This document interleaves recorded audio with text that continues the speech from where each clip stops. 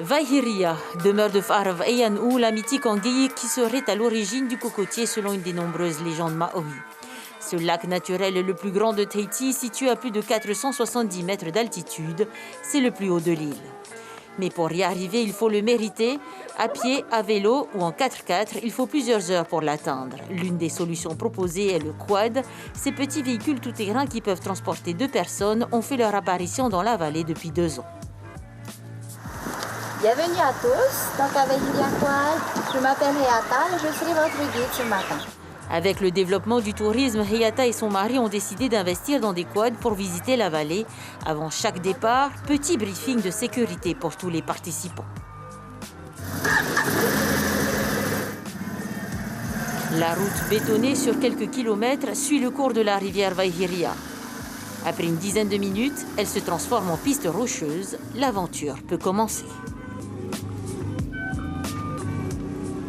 Les cascades qui sont là en fait pour toute l'année, donc une source en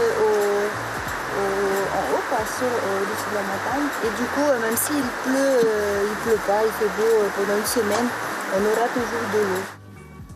Cette eau est d'ailleurs la raison des diverses installations hydroélectriques visibles tout au long de la balade.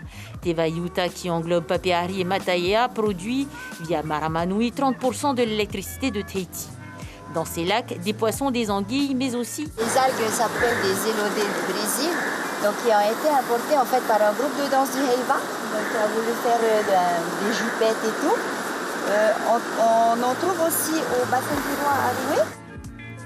il faut encore une bonne vingtaine de minutes pour arriver tout en haut et découvrir le joyau de la vallée, bien caché dans son écrin de verdure.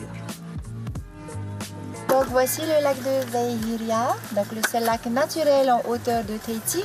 Grâce aussi à la crise, entre parenthèses, beaucoup de locaux du coup viennent dans la vallée alors qu'ils ne connaissaient pas le lac de Vaihiria, ils ne sont jamais venus de leur vie et puis voilà, grâce à cette crise, ils viennent visiter notre vallée.